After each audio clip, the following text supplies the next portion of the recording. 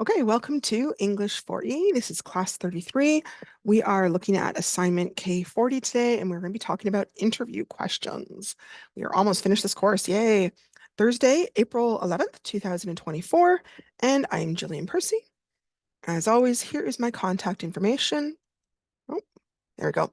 Capital G, capital P, ERCY, space, capital W, AHSA.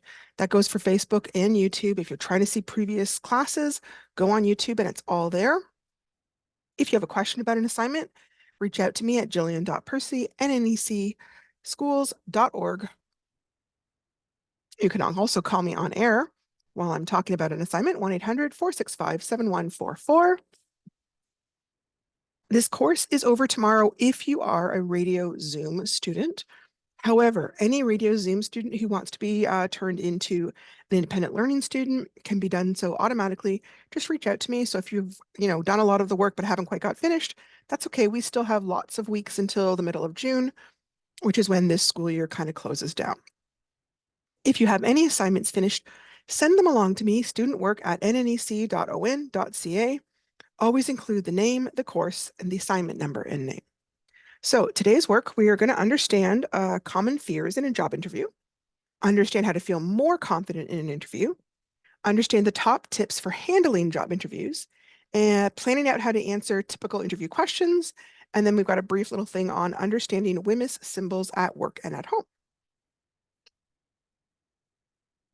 Okay, we didn't quite get finished yesterday's assignment on how to we talked about how to set up the resume, but we didn't talk about how to use the computer program to create a resume. And I kind of wanted to go into that because I know that some people may not feel super confident about using the computer. So one thing we were looking at was Google Docs, and we walked through how to get into there.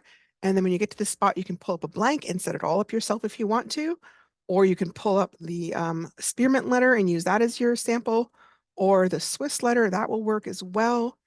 Oh, I forgot to set up Google ahead of time. Hang on a second, because we're gonna want this. Okay.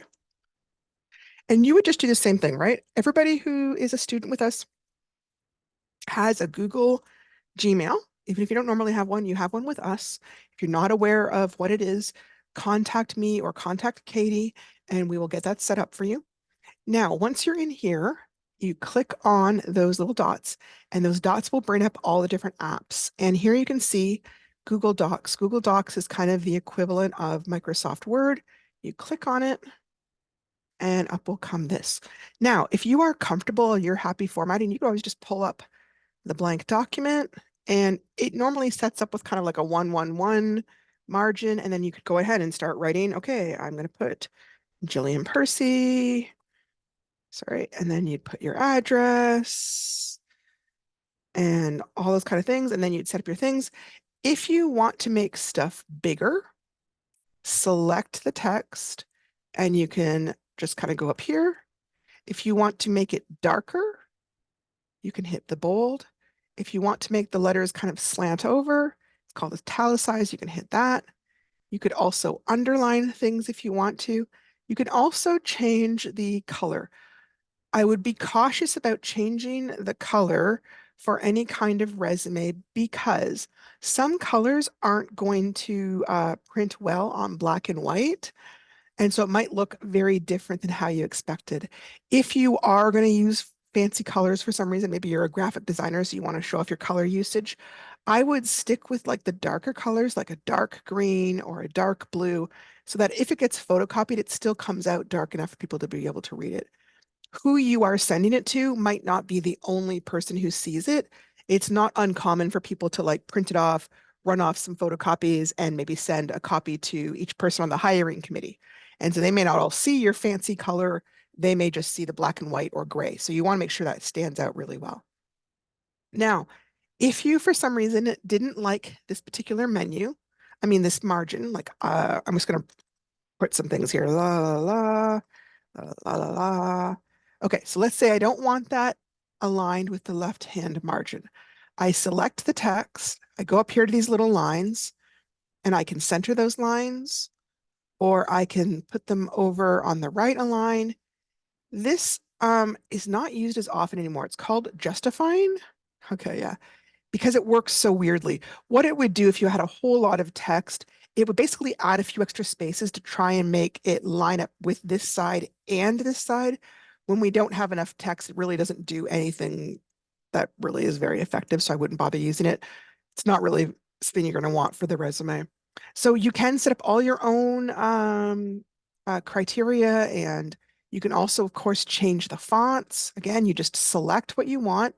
When I say select, I mean click and then kind of drag that cursor over, and then you would go up here and pick through what you want. Times New Roman, and you could see it. As long as you keep it highlighted, it'll keep showing you what it looks like. Keep in mind, like that's a cute font. Looks a little bit better when it's not italicized. But I don't know if I would want that on my resume. It looks a little too casual to me, right? Just like I also wouldn't want something unusual like this. You want to stick with really typical fonts. Some of the most common ones are Arial, Calibre. What else? Verdana is really typical. The other ones that's very typical is Times New Roman. It used to be the default one. It's the type of font that older people would be really used to seeing. Um, it might not come off properly for younger people. The other one you might see is Garamond. And Garamond is really nice. I don't know if they have Garamond in here. Google doesn't necessarily have all of the classics. It only has the classics that have gone into uh, public domain. Oh, they've got EB Garamond. Okay, they've got it. And you can go over here, normal, medium, semi-bold. I wouldn't go too dark, like into bold, unless you're talking about your headlines, right? You don't want to advertise everything. Georgia is also a really nice one. Those would be the main ones I would want to use. A lot of the others are sort of specialty ones, and rather than call attention to your qualifications, they're going to more call attention to your font. And unless you are a graphic designer or somebody who's working visually, you probably don't want that, right? I don't want people going, what a strange font. I want it looking really normal and just kind of strong so that when they're looking at it, they're just kind of noticing my name, right? Hang on, let me sec. Sorry, it's driving me absolutely crazy there. Uh, Now, that is the one place you could kind of play with your name is you could use a few kind of just kind of specialty fonts. Again, ones that look as nice as possible, not anything that looks too wild or out there. Okay, let's head back here. Yeah, we went into that. Yep, we talked about that. Oh, okay. Here, oh, yeah, let me just kind of go into here. So here's one thing I noticed. I don't know if it happened to anybody else, but when I went into something like Spearmint, I wanted to change some things around because I didn't like it 100%. And there's some sort of formatting that I can't see that was blocking me. It really kind of drove me a bit crazy. So what I did was I just selected all the text, clicked on it and said copy. And then I opened a brand new file and then I dumped it in, pasted it. Once I did that, I found I was able to move things around the way I wanted to without any problems. So if you're happy with how the template looks and you're comfortable using it, go ahead. If you're experiencing any kind of problems with formatting where it's just kind of doing stuff and you can't change it, do what I did. Gather everything up, select it, dump it into a new one, and then you can change anything you like very easily. Okay. Okay, so margins, normal is usually about an inch on each side. That looks fine. Occasionally for a resume, it might give it a somewhat, it might end up looking like it's a little bit too much over here. In that case, I might give it a slightly wider margin on this left-hand side that would kind of push it over to be centered a little bit. I wouldn't do narrow. You can fit a lot more on there, but here's the problem. Remember how we talked about it could get photocopied and then sent on to other people? If it's skewed just a little bit on the photocopier, some of your stuff might get cut off. So I would be very cautious about doing a narrow margin, maybe 0.75 of an inch. That might be the only thing I would do. Alignment, normally for resumes, you would set up an alignment on the left-hand side. Sometimes you might do centered. I wouldn't necessarily, but never ever do it to the right-hand side. Because of how English sets up, we always read left from right. Setting it up this way just looks very odd visually to us, and it will kind of it will annoy people because it's so unusual. Um, you can also set up your own formatting. You don't have to use the formatting that is in the templates. Remember, we can do bold, we can do italics. You can make a subheading slightly bigger. That makes it stand out a little bit more. You could also write it all in capitals. That will make it stand out. Sometimes you could choose a slightly different font. I would be cautious about that. If it looks too different, it'll look odd. You can also underline the subheadings, or you could do several at once. Like, so here, this one's underlined. I could also make it bold, and maybe I make it slightly bigger, like 36, so it stands out a little bit. Okay. Um, if you are doing an actual resume, like you're looking for work right now, not just doing this assignment, I highly recommend you go into Canva. Canva is a free, it has a paid version as well, but it is a free resource that can create resumes. This is how I created my own resume. They look really professional. They're already all formatted up, and they can be super helpful if you are looking for work.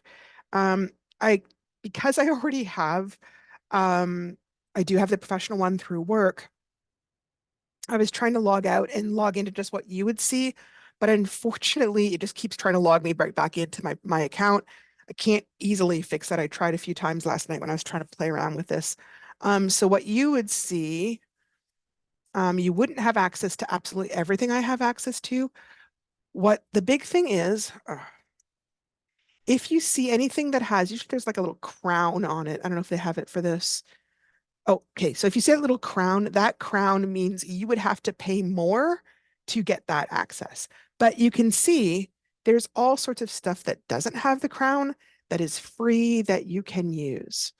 We talked a little bit about this yesterday. In Canada, I would not use a resume that had my picture on it unless you're going into marketing or going into like acting or modeling. I really, really wouldn't use it. It's not considered appropriate because there's just so much risk of people using it, either hiring someone, oh, they're beautiful. I want to, have a relationship with that person. So you're hiring them for their own reason, or using it in a negative fashion. Oh, like I don't like how that person looks, so I'm not going to hire them. So don't include a photograph. For something like this, you could use it and then just click on the photograph and take it out. The other thing we've talked about, color. Mild color isn't going to be too big of a problem.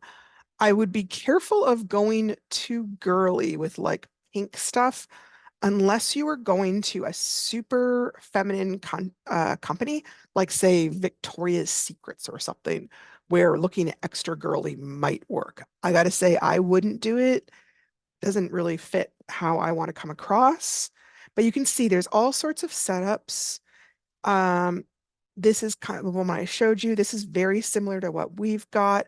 I kind of like these ones where there's the 2-column one. It's not the kind that we're doing for our assignment, but it's a really useful one to get as much information as possible on one page. Um, this is a nice setup. I like this as well. What else have we got? This is really useful. It's a little bit bare bones, but can be really, really helpful.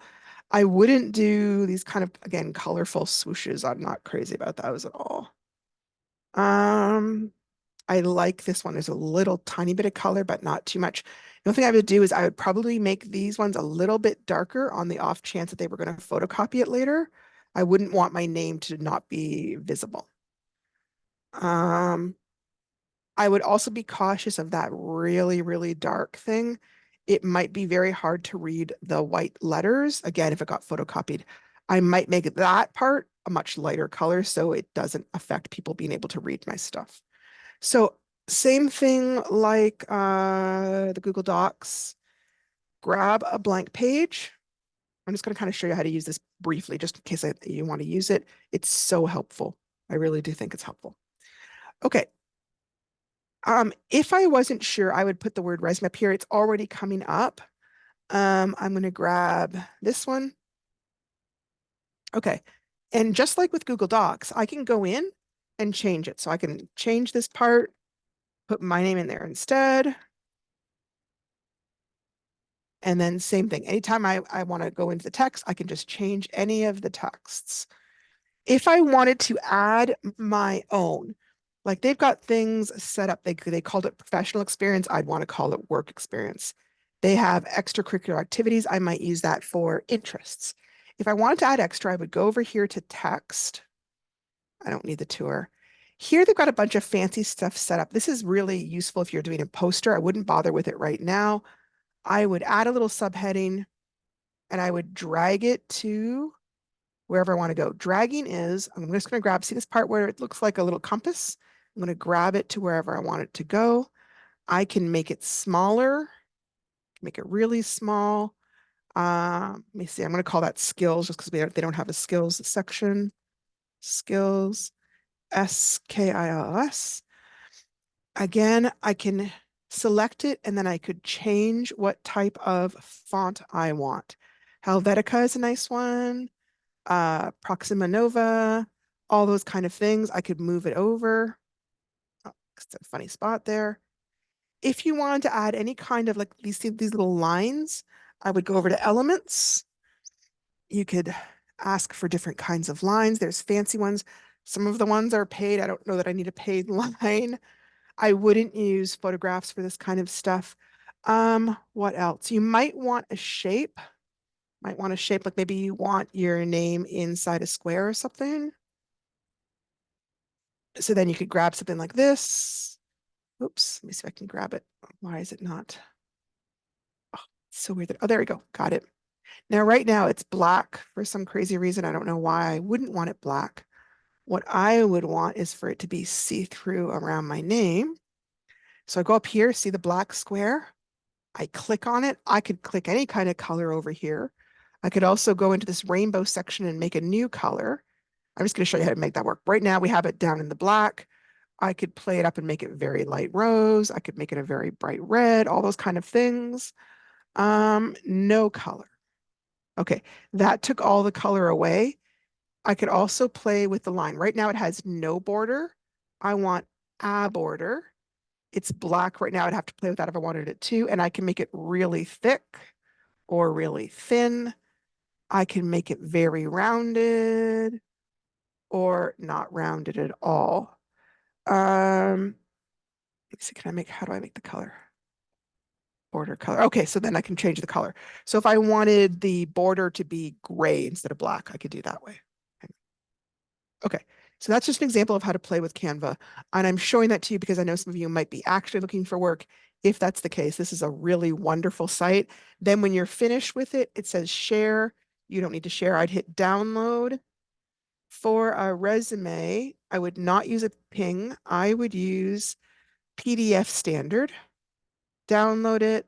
You might want to flatten it. I wouldn't include any notes. Oh, it's asking me to log in because I didn't log in. And then you would save it and then you've got it in your computer and you can email it to anybody you want to. Okay. So I think that covers everything. Yep, those are some other examples. This is the one case where there's a little bit of pink, but not too much. I like this. It's visually, I think, very attractive. This one I'm not as crazy about. I don't know why. It's very similar, maybe because the lines are so thin, but I do like this setup. I think the setup's really nice. This is another way where I like the setup. I don't like the skill thing where you're saying how good or not good you are. I just seems odd to me. But they do have a little section for languages. Remember, we were talking about skills or interests. That's one area. Could awards and honors. It could be volunteer experience, whatever you want to do. Okay. I'm going to move on to today's assignment now. I probably spent a little bit too much time on that. Today we're working on the job interview for 20 marks. The interview is usually the final stage of any job application process and the stage which ultimately results in a person either successfully obtaining the job desired or being rejected. Sometimes some certain kinds of jobs might have multiple interviews, by the way. The interview is a formal meeting between representatives of an employer and a potential employee to discuss the suitability for a job. It's been described as a chance to show off in a professional way. An individual will be called for a job interview if an employer is fairly satisfied, after having read the cover letter and examined the resume, that they might make a good employee. However, the employer needs to speak with the person in person, however, to be convinced without a doubt that they would be a good employee. When called in for an interview, you're given a time and a date at which to show up and answer some questions. Occasionally, these days, if you live far away, you might do it in a Zoom phone call. There's also an opportunity to ask some questions related to the job. Uh, Usually there's like somewhere between 1 to 5 minutes at the end where they let you do that. Interviews generally last anywhere from 15 minutes to an hour, depending on the type of job to be filled. The more responsibility you are going to have in that job, then the more likely the interview is going to take longer. So if you're hiring on to work as a cashier, it's probably not going to be a really long job interview. If you were hiring on to run a major department in, say, Amazon, it's going to be a long interview because it's a lot more responsibility. Okay, interview tips. Perhaps you already have some experience being interviewed for a job. If not, the following information should be useful and important to you for interview success at any time in the future. Some tips and guidelines here to consider. Before the day of the interview, learn as much as you can about the business, company, or organization you could soon be working for. We're going to talk about that more a little bit later. Be prepared for possible questions you could be asked during the interview. Write some questions down and answer them the best you can. Read through your answers and rehearse them as much as possible. Rehearse is like you're acting like an actor. You're not just reading them silently, you're saying them out loud to see where you want to put emphasis, what kind of gestures you want to make, those kind of things. If necessary, role play the interview with a family member or friend as practice for the real thing. You will most likely not be the only one being interviewed for a certain job. You will have competition. Number 3, arrive for your interview appropriately dressed at least a few minutes before it's scheduled to begin. When the big moment arrives, greet the interviewers. Usually there's at least 2 people, but not always, with good eye contact. And usually you do firm handshakes. I know not every culture does firm handshakes, but normally in business you do. Okay. Number 4, try to relax and be confident as much as possible throughout your interview, maintaining good posture and eye contact. Listen carefully to each question asked by the interviewers and be honest in your response to each one. It's important to just be yourself. Number 5, show some genuine interest and enthusiasm while you're answering the questions and try to ask at least one question of your own. Number 6, when the interview is over, thank the interviewers for their time and leave the room promptly. Remember that a job interview is a formal meeting and you have to be as professional about the whole thing as you can from beginning to end. After all, it's you as a potential employee hoping to be a successful candidate instead of anybody else. Okay, so here is our assignment. Your task is going to be able to consider again the job advertisement that you used to answer key question number 38. We're going to assume that you've sent the cover letter and the resume to the employer, and yay, you got a telephone call saying you're being offered an interview for the job. You're now going to develop answers for the following list of 10 questions that could be asked in an actual interview for this position, and you're going to respond using complete sentences. So in case anybody didn't remember, key question number 38 was you were supposed to choose a suitable job advertisement from a newspaper, and then you wrote a sample cover letter in response to that advertisement. Hopefully you saved on to that advertisement because you're going to be answering questions about it in this pretend interview. Okay. I wanted to tackle confidence first for 2 reasons. One, I think it's one of the key things in interviews that trips people up. They walk in feeling so fearful that they're not really even sure how to get started. The other thing is, you're going to have to do this interview process with me over the phone. And I know that there are some students out there that are like, oh my gosh, no, there's no way I can do this. I promise you that you can. I'm not scary. I don't bite. I'm looking forward to talking to people. But I think this guy, he really addressed the issue of confidence and the fears that overtake us in a really positive way. So I wanted to grab this and show it to you guys. I thought he was like there's lots of stuff on the internet about this kind of thing. Oh, gosh. Sorry, PowerPoint is very slow about this. Google Slides is a little bit better. But we've had some problems with Google Slides not always loading up. So la la la. Okay, there we go. Yay.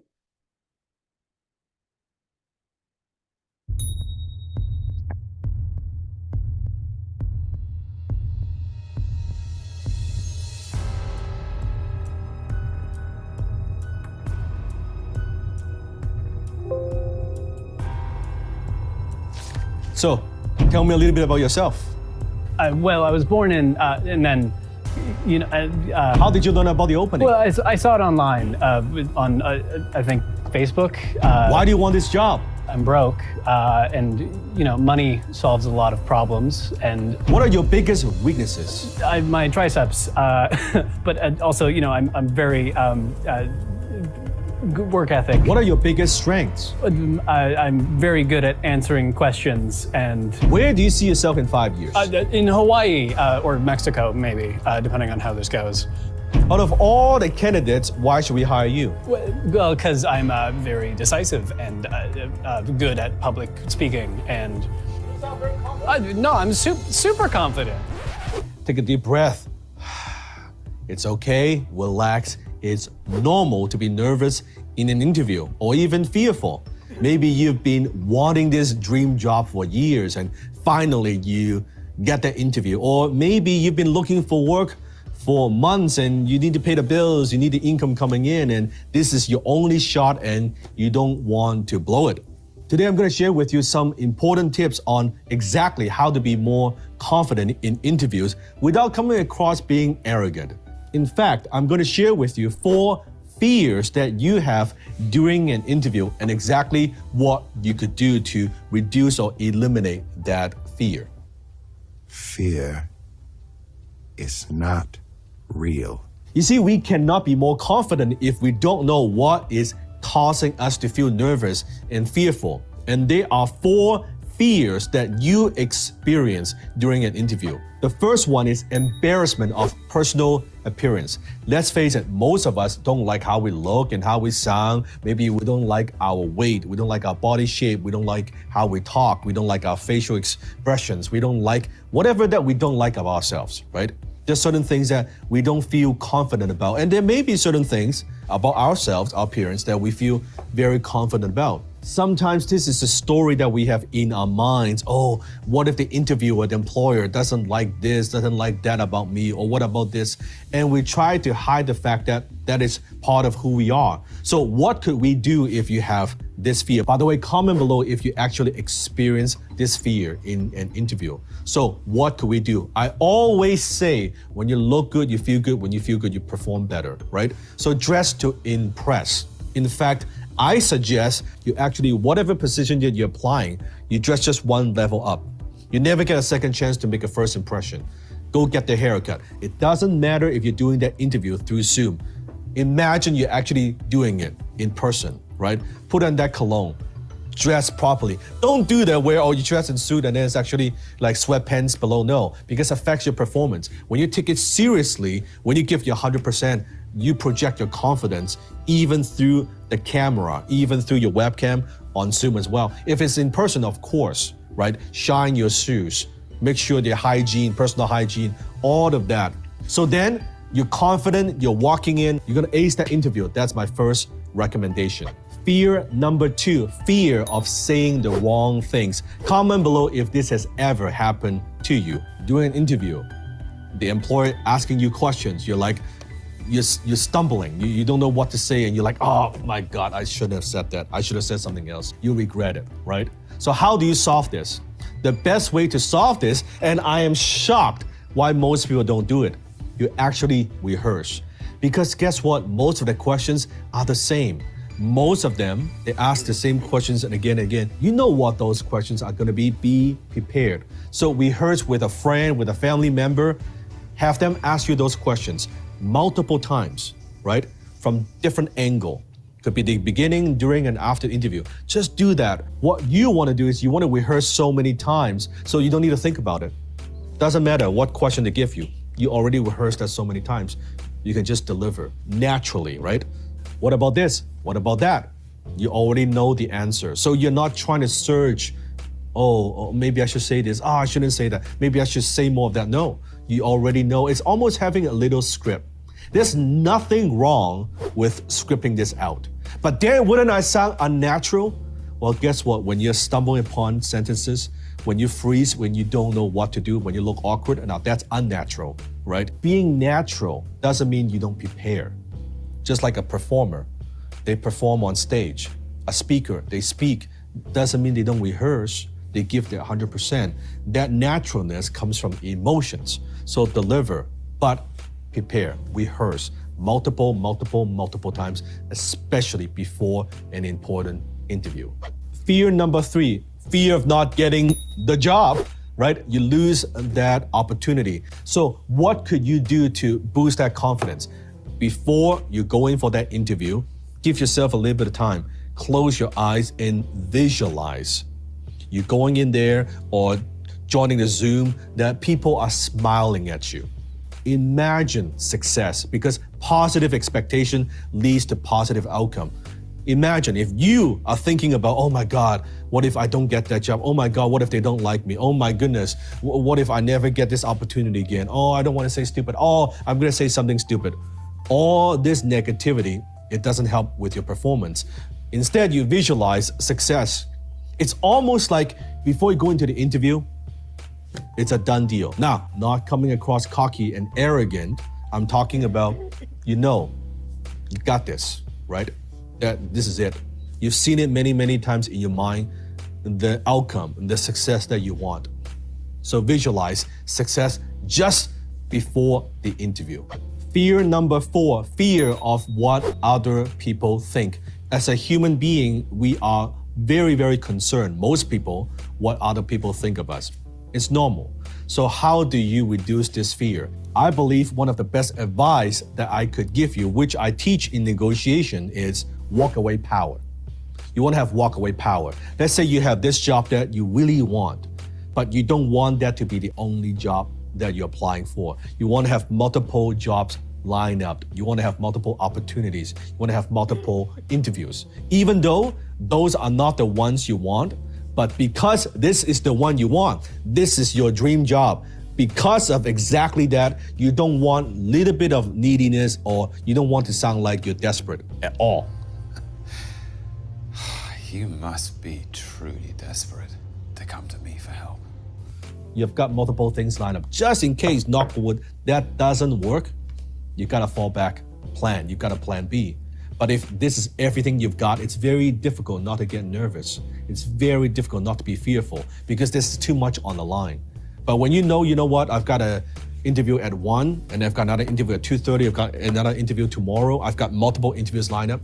You know what, if I screw this up and I don't want to, that is fine. That confidence, it shows through. It shows through when you are answering those questions, because you're Okay, I'm going to pause this now. I really liked how he broke down all the different fears. I know this may not seem obvious because I'm, been doing teaching for a long time, but growing up, I was a super shy person, very nervous, very afraid of new people, very afraid of new situations. And having him break down not only, hey, here's the fears, but here's how to conquer the fears.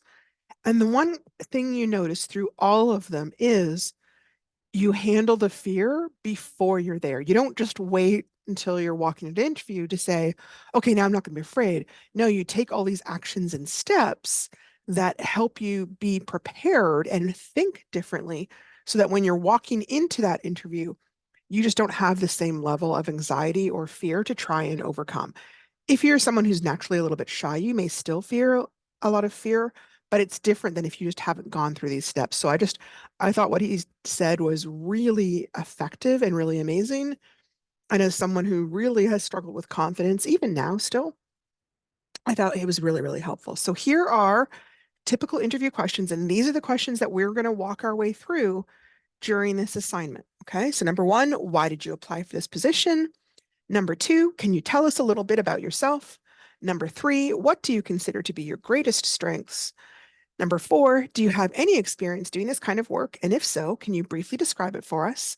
Number 5, name a weakness you have. Everybody hates that question, but they almost always ask it. Number 6, you will be required to have some good communication skills. Can you comment on this a little for us? Number 7, if offered this job, are you willing to work some evening shifts? Number 8, can you tell us about this company or organization? Number 9, why do you think we should hire you for this job? Number 10, do you have any questions for us? Okay, so I'm gonna hang on. I wanna go through these one by one, but I can also see the time frame. So I'm just gonna kind of leap ahead real quickly to some things. Um, okay, we don't have to. Okay, so what you're gonna have to do for this is you're gonna like want to email me ahead of time and set up a time frame where we would discuss everything and we would kind of go through this bit by bit, okay? Because we're gonna actually practice doing this interview, okay? So number 1, why did you apply for this position? And this is the common meme, and everybody makes a joke about this interviewer. So why do you want this job? Well, I've always been really passionate about not starving to death. Yeah, of course, right? And as fun as it would be to answer this question honestly, and we all work because we need money, right? Your interviews are not going to be amused, right? Generally, they're looking for an answer that includes a few things. First of all, positive things about their company. I've heard such great things about this company, and I use your products myself. I'm always impressed by their quality. Everybody wants to hear good stuff about the place they work for, especially somebody who is a manager or even maybe the owner. Also, how your abilities can benefit them. Remember, you're trying to sell yourself in a sense in this kind of interview. I am an excellent salesperson with a high rate of success, and I would love an opportunity to join your sales team. Your product has so many amazing qualities that it would be a pleasure to sell a product I know I can stand behind. Okay. They want to know that you're there for more than just the money. Everybody wants the money. What else are you bringing it? Can you tell us a little bit about yourself? Okay, so this is not the place to start talking about your secret love of windsurfing or your desire to retire early and move to Hawaii. It is intended as kind of an icebreaker, right? So it's often one of the first questions they ask, but also it's a way to see how you handle an open-ended question like this. Some people are often somehow not prepared for this question and they'd kind of just go blank or get kind of nervous. And that's what they're kind of looking for, right? They want to see how you handle it. If you've already made it to the interview, then they liked your resume already. And if you're in there, what's in that resume must be safe and hasn't raised any red flags. If they were concerned about it, they probably wouldn't have brought you in for the interview. So it's best to kind of practice beforehand, thinking about what to talk about, maybe even writing it out and rehearsing it with a friend. So it's often really safe to start with, well, here's where I went to school, here's what I did with for training, maybe a few important highlights of some previous jobs and successes, and then kind of wrap it up with, and this is what brings me here today, talking with you guys. And then you're kind of like naturally bringing that question to an end, putting the ball back in their court, and sort of getting the interview started with the next question. What do you consider to be your biggest strengths? Okay, this seems like a nice, easy question, but you do want to be mindful that it can be a fine line between speaking confidently about your accomplishments and sounding really arrogant, right? I really enjoy talking with people, trying to sort out problems with them. It helps when talking with customers who have a complaint, as they often calm down once they see I'm not getting angry in response. It's not a sure thing, but helping a customer calm down is often the first step in resolving a customer complaint. So an answer like that places your strength in a reasonable manner. I enjoy talking with people. Okay, great. You're not saying that you're the most amazing person in the universe and that you can always solve all problems, but you are talking about your strength in a way that addresses directly how it would help you in the job. Maybe your best strength is that you are the most amazing quilter in the world, but unless you're hiring on at a quilt store, that's not the thing you're going to want to mention here. You want to be mentioning what your biggest strengths are in relationship to that job. Okay. You don't want to promise something that you can't deliver. Do you have any experience doing this kind of work? And if so, can you briefly describe it for us? This is a great time to mention any previous work experience. You don't need to just mention the job title, like, yeah, I did this before, cashier. No, be sure to list out some of your most important job duties or your successes so that they have a chance to picture you doing the same kind of work in their business. Obviously, be careful not to go on forever. This is more of a concern if you have a lot of experience. So if you're hiring on to be an assistant manager, well, yes, actually, at my previous job, I was also an assistant manager for 2 years. Some of my job duties included, and you'd mentioned this, that, and the other thing, things that you think they are going to be expecting you to be doing, right? Okay. I'm going to come back to this one just in case we don't have enough time. Name a weakness that you have. So, what is your greatest weakness? Obviously, this is a little bit of a trick question, right? You don't want to necessarily name your actual greatest weakness because you don't want to look bad in their eyes. On the other hand, you don't want to just kind of go, oh, well, I don't have any weaknesses. That's kind of silly, right? Everybody has some weaknesses. You would want to talk about a weakness and how you've overcome it, or how you've improved on it, or those kind of things, or a weakness that in some way benefits the company, right? We will come back to this one as long as we have some time. You'll be required to have some good communication skills. Can you comment on this a little for us? All right. I would always start with my oral communication skills because any job is going to require oral communication skills. You want to tackle both listening and speaking. So, listening, you might say things like, I listen carefully to instructions and I will follow them through accurately and thoroughly. Or when customers and clients are talking about a situation, I listen actively to see what message they're trying to convey and what solution might help resolve things. Speaking, it kind of depends what the job is and what kind of speaking you think that job is going to require. Take some time to think about that ahead of time, and that way you can craft a good answer, right? I am comfortable talking to a wide variety of people. I'm good at starting conversations, even with strangers, and putting them at ease. Once I understand a product or feature, I am able to speak to potential clients very effectively about its benefits and features without reference to any written notes. That would be useful if you were, say, a salesperson. I am aware that any kind of teamwork needs a balance between the quieter and more vocal members of the groups. I enjoy discussing ideas and I look for ways to engage colleagues into contributing their thoughts and feelings as well. That one's nice because it talks about how comfortable you feel speaking, but also kind of makes it clear that you don't plan to monopolize all the conversations, right? If you think there's going to be a lot of reading and writing involved in the job, comment on those as well. Not all jobs involve those, some do. It's usually assumed that you're comfortable reading. You don't normally need to comment on your reading at all. The focus is often more on writing, and that's for a few reasons. First of all, it's a skill that many more people feel uncertain about.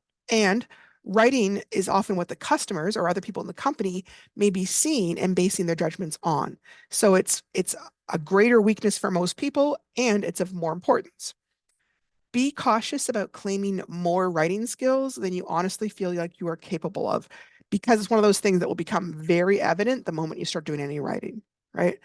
Different jobs may require very different amounts and types of writing, right? A lot of jobs may require a little bit of writing, like emails and letters. Other jobs, writing may be a huge portion of it. So, again, walking into the job, think about how much writing and what kinds of things you would possibly be writing. There might be some surprises in the interview. Maybe there's a job duty that you weren't aware was going to come along with that. Like maybe assistant manager of this company always writes newsletters and you didn't know that you're going to be doing that. But hopefully, when you're walking in there, you've already thought about the job duties and you already have a pretty strong idea of what kind of writing you do.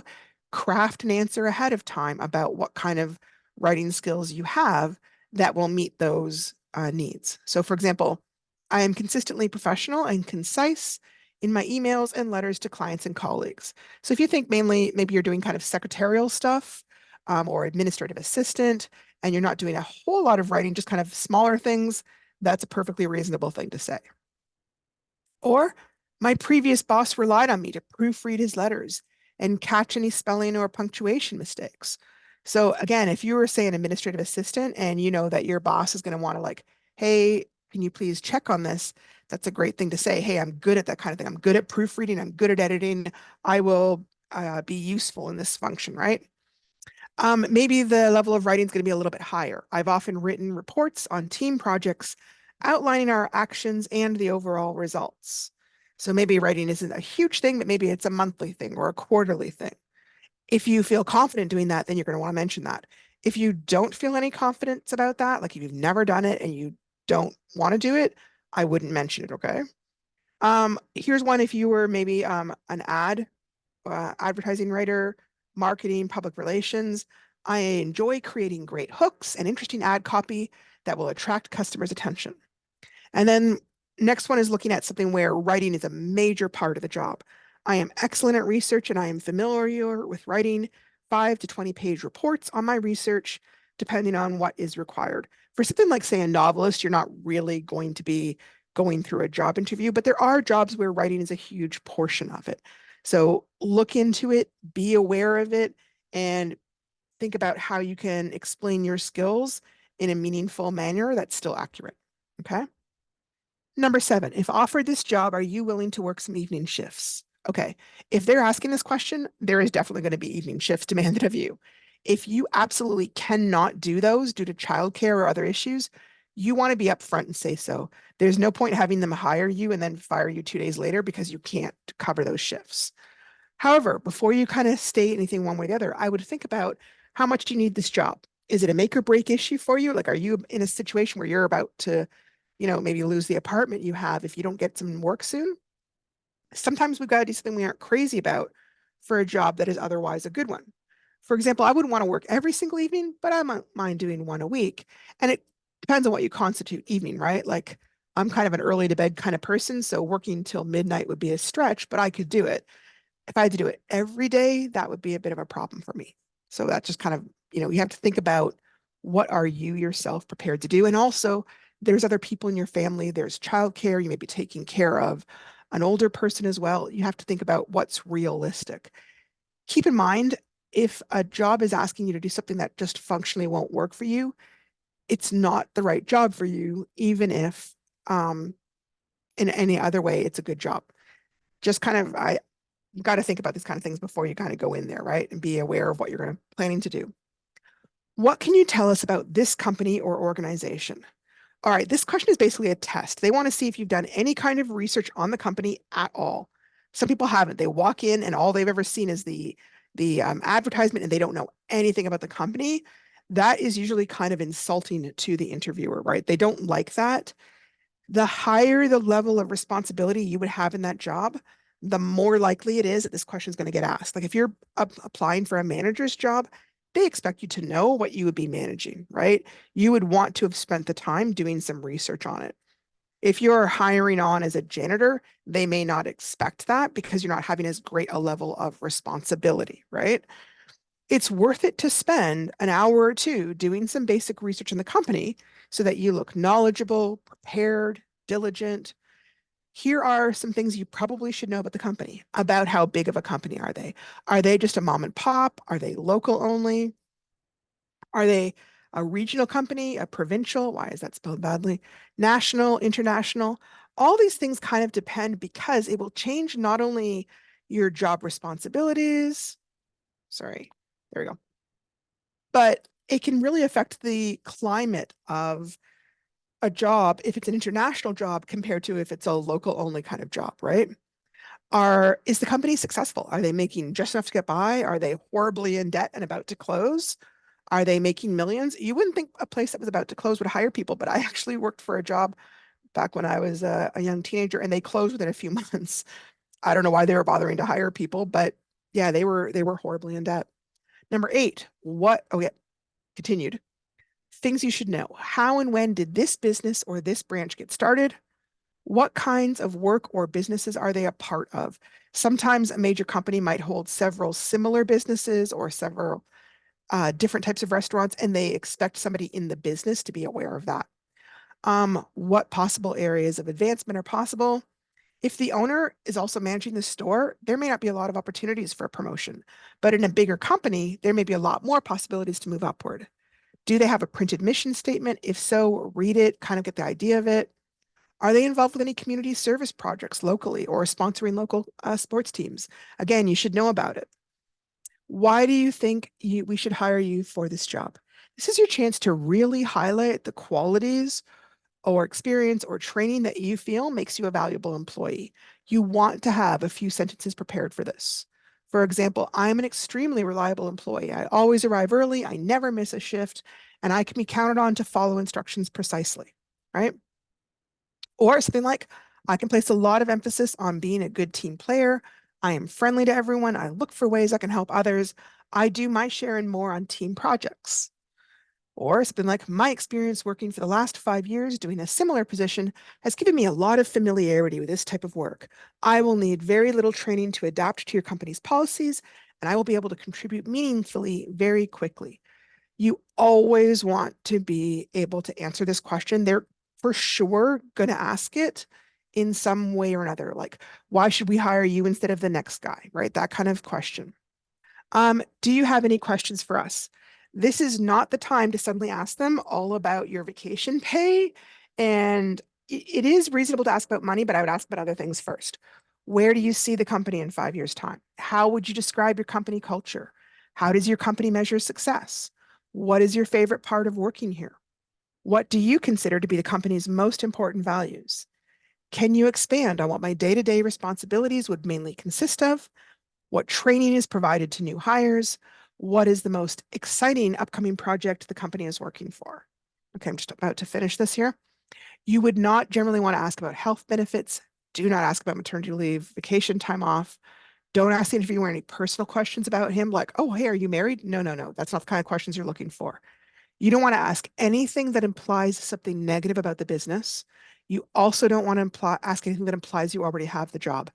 Normally, salary will get mentioned at some point during it. Generally, there's a lot of studies that show that the first person that brings it up is usually the person that kind of loses in the wage negotiations. So I would wait for them to bring it up. It would be very odd if you walked out of interview and they'd never mentioned it. So I would wait on that. Okay. I will tackle, this is just one of those things.